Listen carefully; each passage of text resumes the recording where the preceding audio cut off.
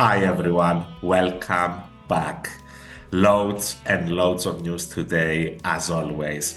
I'm gonna rapid fire through as many as I can before we get to the main event. First, some regional news from Florida, where Governor Ron DeSantis, after leading the nation in immigration enforcement and scaring every foreigner they could out of the state, a state, mind you, where 27% of the workforce is foreign born, now find themselves facing some mighty labor shortages. The response: get the kids back into the damn factory. School's out, kids. It's time to deal with dangerous agricultural chemicals. Yikes. Now, I'm sure the governor, even though in his own words, called for Florida's teenagers to step into the shoes of immigrants who supply Florida's tourism and agriculture industries with their cheap labor, and his lackeys will now argue that some work experience is good for a teenager. And yes, some work experience may be good for a teenager, but there's a great deal of difference between some work experience and what these people are trying to pass through their Senate. As pointed out, there's nothing part-time in the language of the bills currently before lawmakers, which instead will permit unlimited working hours without breaks for 14 and 15-year-olds who are schooled at home or online, and allow employers to require 16 and 17-year-olds to work for more than 6 days in a row. To add salt to the wound, they're also trying to pass another bill that would allow employers to pay them less than minimum wage. So, to sum up, as Thomas Kennedy from the Florida Immigration Coalition said, the only short term answer to workforce shortages has always been net migration, but they'll never go for that because of their politics. So, their only answer is to widen the parameters of who can work. And you either go older or you go younger. And they chose to go younger. So, for anyone who thought that the medieval era was long behind us, turns out we were just at the skanky away from the good old days where people couldn't read or write and everyone wore themselves down by 40 and knew how to bow their heads to their skanky lords like good little peasants. Anyway, I said I was going to rapid fire this, and there's nothing rapid about what I'm doing. So let me pick up the pace. Donald Trump is flexing his anti-working class muscles. Okay, this analogy doesn't work. He doesn't have any muscles. Whatever, I'm wasting time again. He just signed an executive order that limits the departments and classifications of federal workers who can organize a union and instructs the government to stop engaging in any collective bargaining. So far, so pro-working class.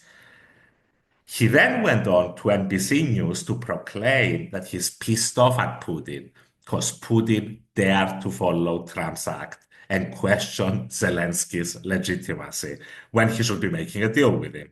Yeah, I know, Vlad, he's complicated. It's clear that Vladimir the Conqueror is employing the time-honored tactic of stalling for time, now coming up with a new suggestion that Ukraine be placed under a temporary UN-led government to organize fresh elections before negotiating a peace deal. I'm going to keep invading, I'm going to keep bombing you while you guys organize your UN-led elections. Genius. So fearing the Russian president attempting to back out of a deal, as I must admit, I fully anticipated, because why would he make a deal now when he has the military advantage, the battlefield advantage, and all his enemies are scrambling and fighting against each other? Trump is now threatening his favorite word, tariffs. But this time, secondary tariffs of 25 to 50% on Russian oil exports if Vlad doesn't agree to a truce within a month. Secondary tariffs, meaning they would apply to the destination of the Russian oil exports, the countries buying the oil. The biggest ones right now being China and India. It's unclear how effective these tariffs would be. Phone call between Vlad and Dawn expected imminently. Then, in comments that will almost certainly come back to bite him, he said he couldn't care less if tariffs make car prices go up.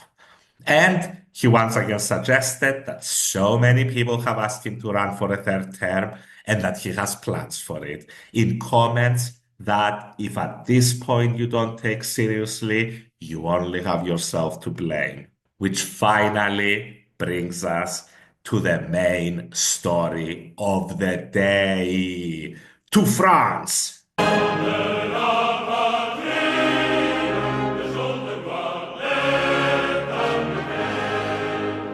Where the Madame of Evil, Marine Le Pen, has been barred from running for president in 2027 after a court found her guilty of a vast system of embezzlement of European Parliament funds and banned her from running for public office with immediate effect. The ban applies even if she appeals. She was also sentenced to 4 years in prison, with 2 years suspended and the other two served outside jail with an electronic bracelet. Those are pending appeal. In effect, Le Pen and 24 party members were found guilty of using money earmarked for European Parliament work to instead pay party workers in France. This woman was stealing our EU taxpayer money to finance her own personal political affairs in her own country. They created a fake job system that ran from 2004 to 2016, causing losses of 4.5 million to European taxpayer funds. Fucking despicable, but I guess that's why we call her the Madame of Evil. Now, if she appeals, the appeal won't be heard until probably 2026, which will keep the party in limbo for at least a year.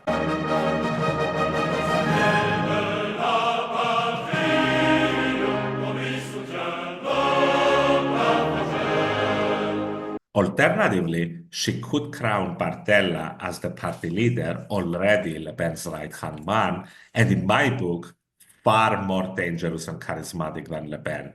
The question is, will Le Pen be willing to give the reins to him soon and lose absolute authority over the party her father founded, her party, or will she drag this out for as long as possible, hoping she wins the appeal?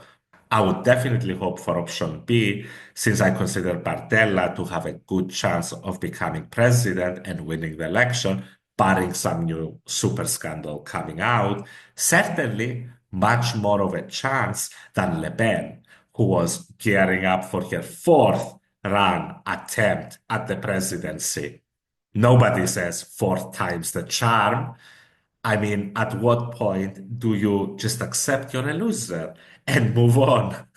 For Marine, probably never, which I'm not convinced wouldn't be the better outcome, since by now she's a professional loser at this point, whereas Bardella could prove a winner. So, to conclude, far right in France down, but definitely not out. See you soon, folks.